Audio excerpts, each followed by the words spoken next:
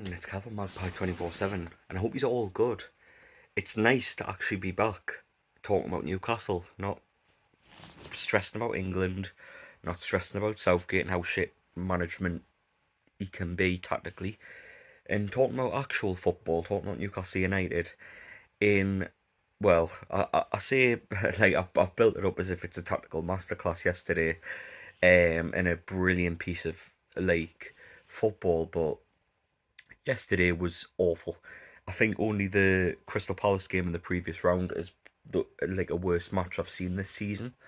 In terms of like quality, but to be fair, you know what it is. It's to be expected. Like they've just came back from the World Cup. Like a lot of the players, the World Cup literally finished a couple of days ago, which is mental to like have club football that close to a World Cup, because usually you have a couple of weeks and then pre-season starts and then you kick back into gear for the new season. But it's just all go all the time. So it's yeah. I expected like match fitness to be low. And even Eddie Howe said himself in the post-match press conference that it was kind of a warm-up. Like obviously they need to get back into gear, and like we looked a bit sloppy on the ball and stuff like that. We did dominate the game for most part. I don't think Bournemouth had anything for it. They didn't really get a chance until the last last bit of the game. So we're fairly dominant in possession and stuff like that, and we definitely deserved a win. But there was just a couple of instances where it looked like we're terrible on the ball. I don't know if you've noticed this, but last night I didn't like in the first half in particular. The left half of like the left side of the field in the attack and like in attack just was non-existent. Completely non-existent. Like it just wasn't there. My best chance came from the left though, with Dan Burn overlapping and putting it into Almiron, who missed an absolute sitter. I hope that isn't the start of a bit of a confidence thing for Almiron, because I know he's a confidence based player, but for me, like obviously it's just one of them. He will be back, and he will be back in the goals. I'm sure of it. But that was probably one of the only chances of the first half, other than a decision that was very weird from the referee. Um, Willock was offside, but whether it touched him or not, I don't think it did. I don't think he intervened in play either. So for me, I don't know why that one was rubbed off. I think if VAR was at St James's last night for the Carabao Cup, I think that would have been given. But yeah, it was a fairly dominant half. Bournemouth again didn't really have anything for it, but we're going to the second half, and again dominance, and like that to stop with, I had to kick with a lot of the time. Bournemouth, Kiefer Moore, fuck me. The only time I'd heard of this lad was because of I'm saying he couldn't wait to knock England out the World Cup, even though he was born in England. Never mind. Um, but yeah, he kicked our player several times, and how he didn't get booked last night is miraculous. Like it's the miracle of St James's Park. Like how the fuck he didn't get booked. The referee last night I thought was really poor.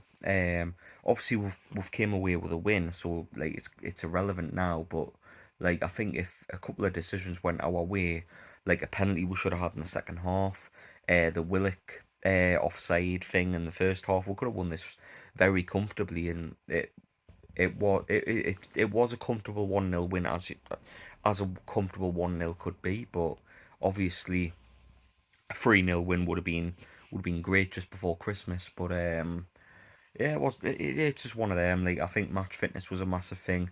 Willock looked off the pace. In particular, I noticed Sean looked a bit off the pace with a couple of weird passes, but I think it's to be expected. Like obviously with the World Cup and that, they've had a couple of weeks away. Obviously they've been training and stuff, but in matches, like you've got to build that up, and build your confidence in that as well. I thought Joe Linton looked all right, mind.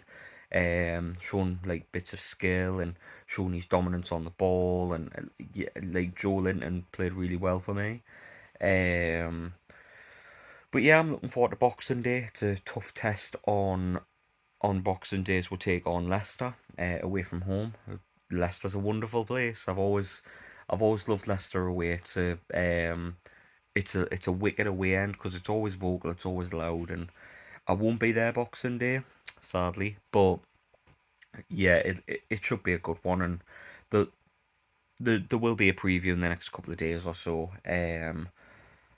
For that, so just stay tuned for that. But get your comments in. Let us know how you felt about the match yesterday, and yeah, into the quarter final. Fantastic. I cannot wait to see it withdraw in the next round. Hopefully, a home tie would be nice, because yeah, quarter final. I think it'd be kind of up in arms because the last couple of times we've reached a quarter final, it's been COVID, so we haven't been able to get any sort of atmosphere in around it. So yeah, looking forward to that, seeing who will draw.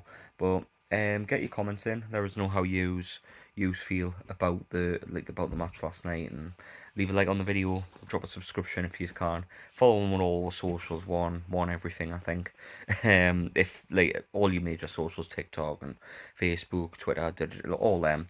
But if I don't see you before, have an unbelievable Christmas, and remember, nice Christmas present from me to you, to remember that Newcastle are third in the Premier League as you took into your Christmas dinner. So I wish you all the best. Have the best day with your families, and then we'll be back Boxing Day. That's if I haven't done a preview, but I think I'll let Paul do the preview. But I catch you on the next one, everyone. Have a good Christmas. See you later. Ta-ra for now.